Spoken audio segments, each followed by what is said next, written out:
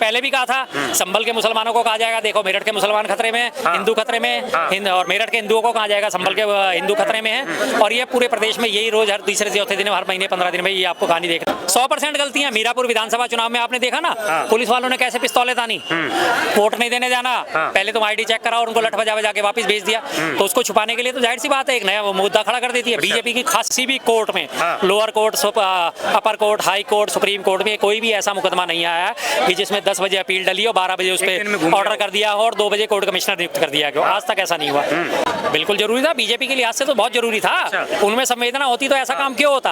आप 15 बच्चों को जो है मरे उनके घर पे सांत्वना दे जा रहे हो और आप अपने रेड कारपेट बिछवा रहे हो, चूना डलवा रहे हो, अपना वेलकम करवा रहे हो, तो भाई इससे ज्यादा असंवेदनशील आदमी कौन होगा। आप भी किसी के घर पे बीजेपी तो इनका आड़ लेके फायदा ही उठा रही है कि हमारा नारा सफल रहा है, बटोगे तो कटोगे। हम एक हुए थे इसलिए महाराष्ट्र में जीत मिली। अब अगर यही बात करी जाए तो झारखंड में जो इनकी झंड हुई है, नांदेड़ उपचुनाव हुआ, नांदेड़ लोकसभा जीत में 5.5 लाख वोट मिले हैं कांग्रेस के कैंडिडेट को और वो 1450 वोटों से जीता है। उसी लोकसभा क्षेत्र में 6 विधानसभा आती है, उस 6 की 6 विधानसभा पे जो है बीजेपी के कैंडिडेट जीत गए हैं।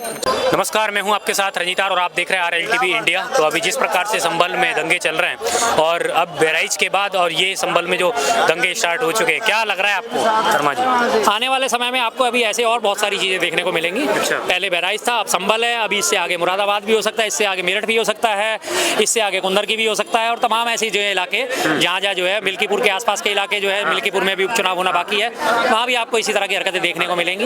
अब ये खुल के पूरी तरह बदमाशी पे आ गए हैं। हम बदमाश है, जो तुम्हारे से करा जा सके हमारा कर लो। अच्छा, क्या ये लग रहा है कि प्रशासनिक कुछ गलतियां हैं अभी इलेक्शन में, उनको छुपाने का काम किया जा रहा है? कुछ 100% गलतियां। मीरापुर विधानसभा चुनाव में आपने देखा ना, पुलिस वालों ने कैसे पिस्तौलें तानी, वोट नहीं देने जाना, पहले तुम आईडी चेक करा और उनको लठ बजा के वापस भेज दिया। तो उसको छुपाने के लिए तो जाहिर सी बात है एक नया मुद्दा खड़ा कर देती है बीजेपी की। खासियत है आज एक मुद्दा गर्म हो रहा है, कल को अगर वो थोड़ा सा भी जोर पकड़ता है, इमीडिएट अगले दिन एक नया मुद्दा तैयार हो जाता है। पिछले सारे मुद्दे जो है खत्म हो जाते हैं। महाराष्ट्र के चुनावों में जितनी भी धांधली हुई सारी दब गई, झारखंड के चुनावों में जो धांधली हुई सारी दब गई, कुंदर की विधानसभा में जो धांधली हुई सारी दब गई। उसके बाद आपका जो है अपना नांदेड़ लोकसभा क्षेत्र में जहाँ 6 विधानसभा बीजेपी जीती है उसकी सारी दब गई। 99% ईवीएम का चार्ज होने का जो है मसला वो दब गया। तो इसी तरह से आपको दिया जाएगा। या तमाम, मैं आज जब से मैं आया हूँ तब से यही देख रहा हूँ, हर चैनल वाला ना महाराष्ट्र के ऊपर बात कर रहा है, ना ईवीएम के ऊपर बात कर रहा है, ना किसी भी किस्म से बात कर रहा है, ना वो 15 बच्चे जो जल के मरे उनके ऊपर बात कर रहा है। बात हो रही है सिर्फ संभल संभल संभल संभल संभल संभल। मैंने पहला जो हुआ इसकी स्टार्टिंग कहाँ से हुई, आप एक बार स्टार्टिंग से समझाइए। जज साहब सबसे बड़े इसके अभियुक्त जो है वो हमारे जज साहब हैं। जज साहब के पास एक एप्लीकेशन दायर होती है कि जी फलानी मस्जिद है, इस फलानी मस्जिद के नीचे जो है हरिहर मंदिर है, ठीक है जी। जज साहब के पास जो है मामला एप्लीकेशन दायर होता है। जज साहब उस एप्लीकेशन को सुबह 10 बजे एक्सेप्ट करते हैं, 12 बजे ऑर्डर जारी कर देते हैं, 2 बजे जो है कोर्ट कमिश्नर जारी हो जाता है। 4 बजे कोर्ट कमिश्नर अपने पूरे लाभ लश्कर के साथ एक ही दिन में, एक ही शिफ्ट में कमिश्नर वहाँ सर्वे करने पहुंच जाता है। सेकंड पार्टी को कोई नोटिस नहीं है, सेकंड पार्टी को कोई रिसीविंग नहीं है, उसको पता ही नहीं कि मुझे इस पे जवाब क्या दाखिल करना है। सिविल सिस्टम का, सिविल प्रोसीजर का एक साफ साफ होता है। मैं अगर आपके ऊपर किसी प्रॉपर्टी को लेके मुकदमा कर रहा हूँ तो मैं जब एप्लीकेशन डालूंगा, हाँ जी, मैं आपको नोटिस भिजवाऊंगा पहले अपने वकील के थ्रू भी, साथ में मैं कोर्ट में भी एक कॉपी दायर करूंगा, कोर्ट में कोर्ट फीस जमा करूंगा, कोर्ट अपने हरकारे के द्वारा, कोर्ट नायब कोर्ट के थ्रू या लोकल जो है पुलिस थाने के थ्रू आपको नोटिस सर्व करवाएगी, जिसकी रिसीविंग कोर्ट में सबमिट होती है। उसके बाद उसमें मेंशन होता है कि जी आप इस तारीख को फलाने बंदे ने आपके ऊपर मुकदमा करा है, आप इस तारीख को आइए, अपना पक्ष रखिए, खुद रखिए या वकील के थ्रू रखिए, ठीक है जी। और उसके बाद जब दूसरा पक्ष पेश होता है वो अपना रिटन स्टेटमेंट देता है, या उसमें वो कहता है कि जी मैंने अभी पढ़ी नहीं है, कुछ नहीं पढ़ा, तो एक सेकंड जो है डेट इशू कर दी जाती है। कम से कम 4, 5, 6 डेट तो इसी प्रोसीजर में निकल जाती है। उसके बाद कोर्ट कमिश्नर की बात आती है। कोर्ट कमिश्नर के लिए दोनों पक्षों को जो है सहमत होना जरूरी होता है। यहाँ किसी का कोई भी बात ही नहीं करी गई। 10 बजे दाखिल होती है, 12 बजे नोटिस जारी कर दिया जाता है, 2 बजे ऑर्डर जारी कर दिया जाता है, 4 बजे वो पहुंच जाते हैं कमिश्नर अपना सर्वे करने के लिए। और बाकायदा जो उनके पीछे लोग हैं वो तमाम उत्तेजक नारे लगाते हुए, भड़काऊ भाषण देते हुए, भड़काऊ नारे लगाते हुए पहुंच जाते हैं और हंगामा मचाना शुरू कर देते हैं। तो शुरुआत वहाँ से। उसके बाद शासन प्रशासन ने, पुलिस वालों ने क्या बोला, मारो गोली सालों को, इनको गोली मारो वे इनको, बहन की गालियां दी उन्हें, शुरू हो गया। अब सामने वाले पक्ष के आप गोली चलाओगे, सब कुछ करोगे, दंगा बढ़ गया तो क्रिया की प्रतिक्रिया कहीं ना कहीं तो होगी। लेकिन प्रशासन को हम इस प्रकार से देख रहे है यूपी में कई बार ऐसे देखा गया है, कभी पिस्टल लेके या फिर इस प्रकार से आप जो बोल रहे हैं, क्या ऐसे ही देखने को मिलता रहेगा? क्या यही है यूपी का लॉ एंड ऑर्डर? मिलता रहेगा। अच्छा, मीरापुर विधानसभा में आपने देखा ना, हाँ। पुलिस वाले कैसे पिस्टल तान के खड़े हुए थे महिलाओं के ऊपर, हाँ। भागो यहाँ से, कोई वोट नहीं है तुम्हारा, हाँ। दौड़ जाओ यहाँ से, कोई वोट नहीं है। फिर और आपका कैसे वो उदाहरण चाहिए?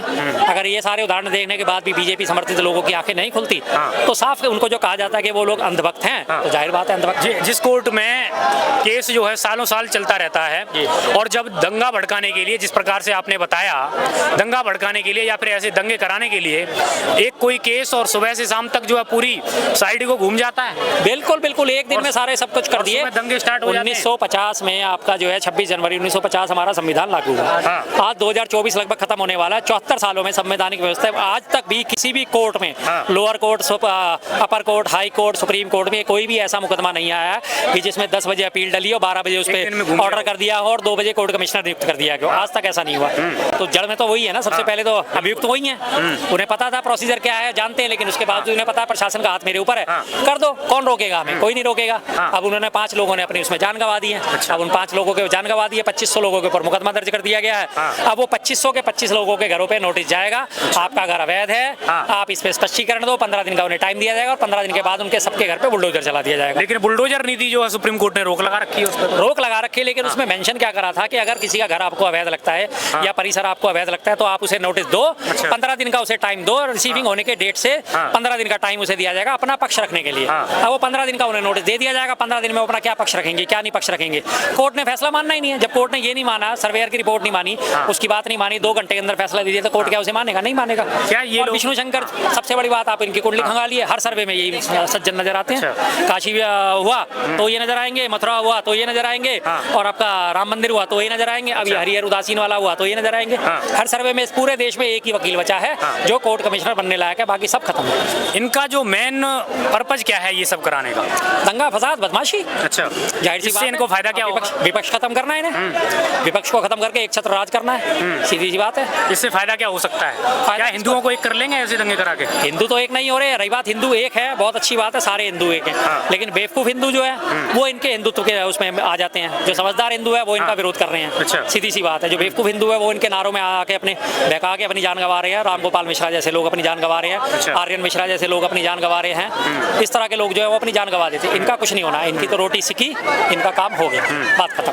क्या अभी तक कोई बीजेपी नेता वहाँ पहुँचा है सीनियर? क्या करेगा पहुंच के, क्यों जाएगा? सारे मरने वाले मुसलमान है भाई, हिंदू थोड़ी है। हिंदू होता तो जाते। अच्छा, लेकिन बहराइच में कितने मंत्री गए थे वहाँ? बहराइच में एक मंत्री गए थे, जब उनके बेटे के ऊपर हमला होने वाला था तो उन्होंने वहाँ के 8 जो लोकल पदाधिकारी थे उनके खिलाफ रिपोर्ट लिखवाई थी। फिर 2 दिन बाद ही वो अपनी रिपोर्ट से मुकर गए थे, अपने आरोपों से मुकर गए थे, क्योंकि ऊपर से प्रेशर पड़ा कि आपने बीजेपी के ही लोगों के खिलाफ कैसे रिपोर्ट लिखवा दी।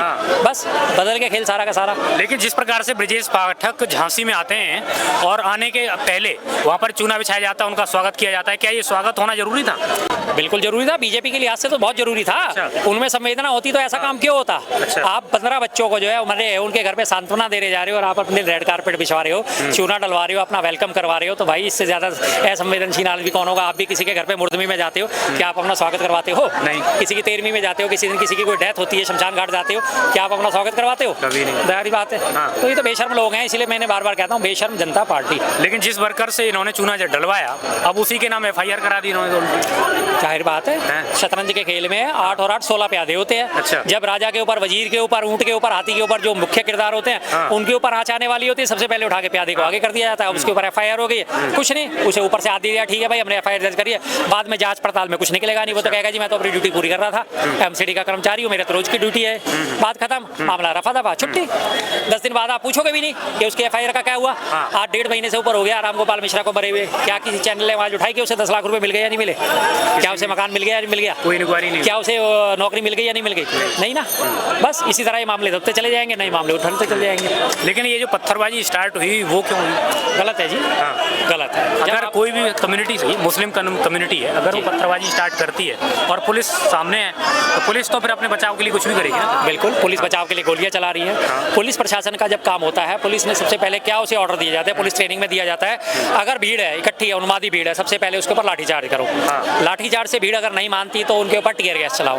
टीयर गैस से भी भीड़ तितर बितर नहीं होती, उसके बावजूद ज्यादा रहती है, तो उसके बाद रबड़ की गोलियां, प्लास्टिक की गोलियां जो है वो चलाओ। चौथा है, उसके बावजूद भी अगर भीड़ नहीं मानती, फिर भी उत्तेजक रहती है, तो उसके बाद उनके पैरों को निशाना करके गोलियां जो है, पहले हवाई फायर, उससे भी नहीं माने तो पैरों को निशाना करके गोलियां, और फिर भी नहीं माने जाते तो शूट एंड साइड का ऑर्डर दिया जाता है, छाती पे गोली मारी जाती है, सिर पे लेकिन गोली। यहाँ तो पैरों को निशाना ही प्रोसीजर नहीं लगाया, में कुछ भी नहीं, सीधा सीधा किया है ना डायरेक्ट। सीधा सीधा। तो ये तो फिर गलत है। गलत तो है ही, हम तो कह रहे हैं गलत है। तो जिन्होंने गोली चलाई है, जो पुलिस वाले हैं, उनके ऊपर भी केस दायर होना चाहिए। होगा ही नहीं। आप क्या सोच रहे हो?